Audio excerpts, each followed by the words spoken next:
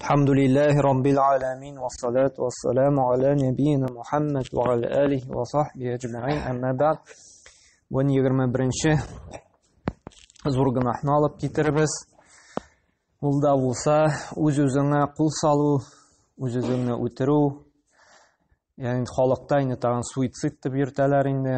Менә бу гынахның төре шулай бик зур куркыныч, бик каты газап әзерләнгән мондый төр кешеләргә инде. Бүгенге көндә дә инде без бик күп ишетәбез төрле чыганаклардан. Менә анда берсе түбәдән сикергән, берсе асылынган, берсе анда машина астына, поезд астына сикергән дип, яки бер сагу үскән, яки анда кан тамырын, венасын кискән һәм башка төрле инде сәбәпләр белән кеше үз-үзен үтергән дигән хәбәрләрне гел ишетеп торабыз. Һәм моның төп сәбәбе дә инде шушы кешеләрнең төшенкелеккә бирелүе, берәр нинди каршыларында зур проблема чыгып, шушы проблемаларны шиша алмаганлыгы аркасыннан инде килеп чыга, яки бик каты курку астында кала. Һәм шуның белән шушы сынауны үтәлмәгәч инде ул уйлый, үз-үземне үтерәм дә шушы проблемадан котылам дип инде. Әмма ләкин бу кеше проблемадан котылмый инде, киресенчә тагын да зуррак проблемага, тагын да зуррак инде мәшәкатькә юлыга. Һәм моның инде икенче проблемасы, беренче проблема шушы дөнья мәшәкате булса дисәк инде проблемалар.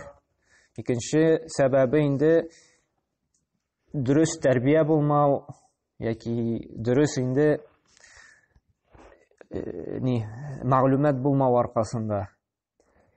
Чөнки әгәр дә кеше Аллаһка ышана икән, кыямәт көненә ышана икән, шушы Аллаһ Тәгалә турында, кыямәт көне турында мәгълүматы булган булса, һәм инде шуның өстендә эшләгән булса, шул гыйлемне арттыру, иманны арттыру аркасында инде өстендә эшләгән булса, ул мондый адымга бармас иде. Әгәр дә инде Аллаһ турында, кыямәт көне турында аның инде мәгълүматы юк икән, ул мондый эшне бик җиңел генә эшли. Чөнки уйлый, үлдең дә беттең дип. Әмма әйткәнебезчә инде үлгәннән соң инде яңа тормыш башлана, барзах тормышы, барзах тормышыннан соң инде безнең инде кыямәт көне булачак, кыямәт көненнән соң инде кешенең урыны билгеләнәчәк. Ул тәмуктә буламы, яки инде җәннәттә буламы. Һәм кеше дә шушы мәгълүмат булып, иманы нык булса инде, нәрсә дидек, ул бу адымга бармый. Һәм шуңа да менә безнең өстендә төп бурыч булып тора, балаларыбызны, оныкларыбызны һәм гомумән инде таныш-белешләребезне, туганнарыбызны шушы юлдан саклау, ничек итеп дини тәрбия биреп. Күп вакытта без әти-әниләр инде тәрбияне уйлыйбыз матди яктан гына. Ашатырга, эчертергә, киендерергә һәм шуның белән тәрбия бетә дип уйлыйбыз. Күбебез шулай уйлый. Квартира алып бирәбез, машина алып бирәбез, тормышка чыгара, бетте китте, минем өстән бурыч төште. Бу шулай мөһим. Әмма ләкин бу төп максат түгел. Төп максат нәрсә? Рухи, дини тәрбия бирү. Әгәр дә балада без сала алмыйбыз икән менә шушы иманы дини тәрбияне инде. Әгәр дә шушындый проблемага юлыга икән балабыз, оныгыбыз, берәр якыныбыз, ул да шушы юлга басала. Ул да шушына үзенә инде кул сала, үзен үтерә ала. Күрә менә безнең өстебездә җаваплылык тора. Шушы динне, шушы Аллаһка ышану, ахират дөньясына ышануны аларга да ирештерү, өйрәтү. Әгәр дә дөрес итеп аларга шуны инандыра алабыз икән, һәм инде иманнары нык була икән, алар инде бу адымга басмаячак. Күрә ашату, эчертеп, акча бирү генә түгел, баланы, оныкны тәрбияләгәндә. Аннан да мөһимрәк шушы иман тәрбиясе бар, дини тәрбия бар. Әгәр дә балаларыбыз тормышта проблемаларын җиңүләрен телибез икән, шушы тормыш сынаулары белән инде сынмасыннар өчен, шуның мәшәкатьләрне җиңеп чыгуларын телибез икән, иң беренче урында Аллаһ Тәгалә аның дине булырга тиеш. Шушы дин белән генә бу дөнья проблемаларын җиңеп чыга алачак инде. Күрәм, бу бик мөһим мәсьәлә. Һәм Аллаһ Тәгалә Куръанда да әйтә, без ди сезне дә төрле авыр мәшәкатьле сынаулар белән сынаячакбыз ди. Ачлык белән дә ди, якыннарыгызны югалту белән дә ди. Һәм инде шатландыр сабыр булучыларны ди Бакара сүрәсендә. Менә без шушы аятларны аларга аңлатырга, җиткерергә тиешбез якыннарыбызга, туганнарыбызга, балаларыбызга. Аллаһы Тәгалә бу дөньяда төрле сынаулар белән сынаячак безне. Һәм инде без риза булып, сабыр булып шушы елны үтсәк, ахыр чиктән инде әҗр савап бирәчәк, инде җәннәткә кертәчәкбез дип һәр вакытта да аңлатып җиткереп торырга тиешбез. Ә юк икән инде Аллаһы Тәгалә каты газабын әзерләгән. Бу дөньяда да ук, һәм инде ахирәттә дә. Һәм Аллаһы Тәгалә бик күп аятларда, Пәйгамбәр саллаллаһу бик күп хәдисләрендә менә моны инде кисәтте. Һәм иң беренче Ниса сүрәсенең 29-31 аятында Аллаһ Субханаһу ва Тәгалә әйтә: "Ва ла тaqtulu anfusakum innallaha kana bikum rahima." Ва ман яф'ал залика удваnan ва зулман фасawfa нуслиhi наран ва kana залика 'ala Аллаһи ясира. إن تجتنبوا كبائر ما تنهون عنه نكفر عنكم سيئاتكم وندخلكم مدخلا كريما. Үз-үзегезне дә үтермәгез ди. Анда Аллаһ Тәгалә безне кисәтә, тыя, нәрсә ди? Үз-үзеңне үтерүдән. Үз-үзегезне үтермәгез ди, дөрестлектә ди. Аллаһ Тәгалә ди сезгә карата ди, рәхимле ди. Ә кем инде ди? Шушы дошманлык күрсәтеп инде, хаксызлык юллары белән инде шулай эшли икән ди, үз-үзен үтерә икән ди, аны ди Тамукка, җәһәннәмгә кертербез ди. Һәм ди, әгәр дә Аллаһ тыйган инде зур гөнаһлардан ди саклансагыз ди, зур гөнаһлардан.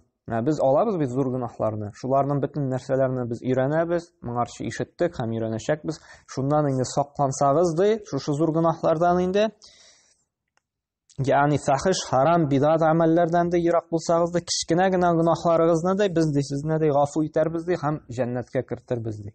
Аллаһ Тәгалә башта кисәтте безне шушы зур гөнаһтан, үз-үзеңне үтерүдән. Аллаһ Тәгалә рәхимле ди. Аннан соң инде әгәр дә шушы зур гөнаһлардан тыелсагыз ди, ахыргы урыныгыз җәннәт булыр ди. Һәм менә бу безгә биргән Аллаһы Тәгалә ул җан диек. Ул безгә әманәт. Һәм аны хакы бар Аллаһы Тәгаләне алырга. Безнең беребезнең дә хакы юк, үзебезнең җанны да алырга, кешенең җанын да алырга, ягъни үтерергә. Безнең берни хакыбыз юк, кешеләрне үтерергә дә һәм үзебезне үтерергә дә. Бу Аллаһның хакы гына. Аллаһ җан бирде, һәм ул аның җаны, һәм ул аны үзе кире алачак. Әгәр дә инде кеше үз-үзен үтерә икән, бу инде Аллаһны узып, Аллаһның шушы ихтыярын үзендә булдырмакчы була. Күрәмә, бу куркыныч гөнаһтан инде сакланырга кирәк. Аллаһы Тәгалә шулай Фуркан сүрәсендә әйтә: "Валлазина ла яд'уна ма'аллаһи илаһан ахара ва ла яqtuluna нафса аллати харрама Аллаһу илля бил-хакки." Һәм алар ди, кемнәр инде мөмин мусульманнарны Аллаһ Тәгалә сыйфатлый, һәм алар ди Аллаһтан башкага гыйбадат кылмаслар ди.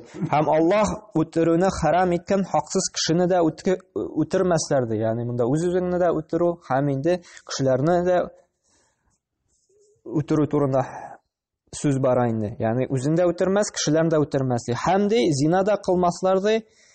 Һәм инде әгәр дә ди шушы ярамаган эшләрне ди берәүсе эшли икән ди, ул ди Аллаһның каты газабына ирешер ди. Һәм шулай төшенкелеккә бирелгән вакытта Аллаһ Тәгалә кисәтә үзенең Юсуф сүрәсендә 87-нче аятында: Аллаһның рәхмәтеннән ди өметегезне өзмәгез ди. Менә безнең берәр авырлык, берәр мәшәкать, бәла каза килә икән, без шушы аятны истә тотырга тиешбез. Нәрсә ди Аллаһ Тәгалә? Аллаһның рәхмәтеннән өметегезне өзмәгез ди. Чөнки ди Аллаһның рәхмәтеннән ди бары тик имансыз кавымнар гына өмет үзә ди. Ягъни кафирләр, Аллаһка инанмаган кешеләр генә өметсезләнә ди. Әмәлек хакыйкый мөмин мусульман, Аллаһка иман китергән кеше бер кайчан да Аллаһтан өметен өзми ди. Чөнки ул белә: "Фа инна мa'al usri yusra, инна ma'al usri yusra." Авырлыктан соң җиңеллек килә ди. Һәм чынлап та ди, әлбәттә ди, авырлыктан соң җиңеллек килә ди Аллаһ Тәгалә. Чөнки безгә килгән бәла каза нинди генә проблема, нинди генә төшенкелек булмасын, ахыр чиктә барыбер ул гел шулай бармаячак, җиңеллек киләчәк. Һәм Аллаһ та шулай киләгән кешенең тормышын ул авырлык җибәрә, авырлыктан соң барыбер җиңеллекне бирә. Кешенең тормышы гел бер төрле генә авырлык белән бармый. Ахыр чиктә барыбер җиңеллеген бирәчәк. Бу тормышта да һәм инде шушы тормышның авырлыгыннан соң инде җәннәткә кертеп инде ахират тормышында да җиңеллек белән шатландырачак. Күрәм, бу аятны һәр вакытта да искә төшереп торырга кирәк. Өметне үзмәскә, өметне кем генә өзә? Шушы имансызлар гына ди. Һәм Пәйгамбәр саллаллаһу алейһи ва сәллям да үзенең күп кенә хәдисләрендә инде моннан безне инде кисәтте. Беренчесе Бухари җыентыгында килә торган хәдисендә әйтә, ул кутси хәдисләрдә Аллаһ Тәала әйтә, кемде үз-үзен үтереп ди, мине узып китә икән ди, аңа да иҗмахны харам кылам ди. Ягъни нәрсә дигән сүз инде? Мине узып китеп ди, ягъни Аллаһ Тәала генә хаклы дидек, шулаймы җанны алырга? Мен Аллаһ Тәаланы инде узып, үз-үзен үтерә икән ди, аңа да иҗмахны харам кылдым ди. Һәм икенче хәдисендә әйтә, шулай Бухари риваятендә килә, кем ди таудан сикереп ди, үз-үзен үтерсә ди, Тамукта да мәңге калган хәлдә таудан сикерәчәк ди. Ягъни шушы таудан сикерә икән, һәм шулай итеп үлә икән. Хәзерге көндә инде йортлардан сикерәләр, бик йортлардан, анда түбәләрдән сикерәләр. Кыямәт көндә дә шул кеше җәһәннәмгә кереп, бер сикертерләр, тагын үлгәч, тагын терелтеп, тагын сикертерләр. Шулай итеп инде шушы үлем белән аны газаплаячаклар. Кем агу ичеп үзеннән үтерсә ди, кулында агуын тотып, Тамукта да мәңге калган хәлдә агу ичәчәк ди. Ягъни агу ичеп үлде икән, җәһәннәмдә дә агу ичертеп, аны газапларлар. Һәм инде кем тимер белән үз-үзен үтерсә, мәсәлән, тимер яки кылыч, пычак, яки пистолет анда Тамукта да мәңге калган хәлдә ди, кулындагы шул тимерен корсагына кертәчәк ди. Ягъни үз-үзен инде үтерәчәк ди. Үз-үзен үтереп, шулай итеп җәзалаячаклар ди. Һәм Пәйгамбәр саллаллаһу алейһи ва сәллям шулай икенче бер хәдисендә әйтте. Ул хәдис безнең шулай Бухари җыентыгында килә. Кемде үз-үзен үтерә икән ди, һәм инде шушы берәр пычак белән, кылыч белән инде ди. Пәйгамбәр саллаллаһу алейһи ва сәллям әйтте, ул ди, һичшиксез ди инде, мин әһлин-нар ди, ул җәһәннәм әһленнән булачак ди. Күрәмне, бу үз-үзеңне үтерү җәһәннәм белән инде куркыткач, галимнәр әйтте, ул зур гөнаһлардан һәм инде куркыныч гөнаһлардан саналачак ди инде. Һәм ничек әйткәнчә, шулай икенче бер хәдисендә әйтә, менә үз-үзен ди, нәрсә белән үтерде ди, кыямәт көнендә дә ди, Аллаһ Тәала шушы үз-үзен үтергән нәрсә белән газаплаячак ди. Менә бу алдагы хәдисләрне, бу хәдисләр инде тагын да ныгытып кына бара. Күрә кеше нәрсә белән үтерде икән үз-үзен, кыямәт көндә шуның белән газапланачак. Менә бу хәдисләрдән, аятлардан күренә, менә безнең бу тормыштан соң гына әле бу тормыш белән генә гомеребез чикләнмәй, ахират тормышы да бар. Күрә алдагы минутларда әйтелеп киткәнчә инде проблемадан качып үз-үзебезне үтерәбез икән, безнең әле проблема башлана гына. Һәм бу тормышның проблемасы безгә бик кечкенә, бик җиңел генә булып тоелачак, шушы Аллаһның инде газабына караганда. Чөнки бу дөньяда инде без берәр ничек котыла алсак газаптан, кыямәт көндә без котыла алмыйбыз.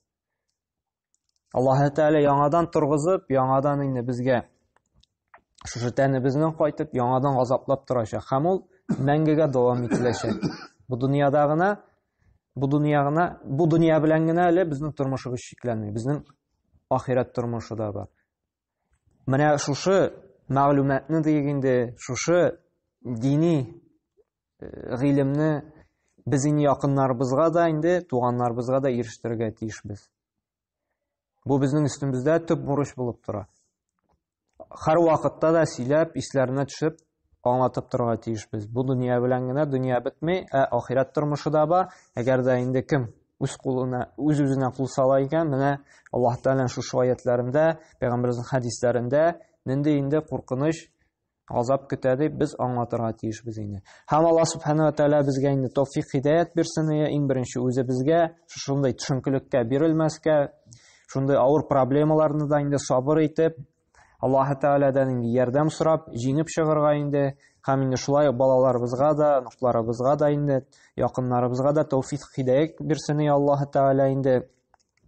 Әгәр дә без аңлатып та алар аңламасалар, Аллаһ Тәгаләдән сорыйк, аларга тawfiq хидаят бирсәң, калепләрен ачсаң дип, чөнки без бары тик җиткерүче, аңлатучы гына, калепләрне ачучы Аллаһ Тәгалә, шушы хидаят тawfiqка күндерүче Аллаһ Тәгалә, без бары тик инде сәбәпчеләр генә. Шуңа күрә һәр вакытта да Раббыбыз Аллаһ Тәгаләдән сорыйк. Раббым бер Аллаһ туганнарыбызны да, балаларыбызны да шушы туры юлга бастырсаң иде, аларның калебенә иман нуры салсаң иде, шушы динебездә аңлау бирсәң иде дип, biz һәр вакытта Аллаһ Тәгаләдән сорыйк, һәм инде кешебездән килгәнчә, гыйлемебез җиткәнчә аларга аңлатырга тырышыйк. Субханака ва бихамдик ва ашһаду ан ла илаха илля ант ва астагфирука ва атубу илейк.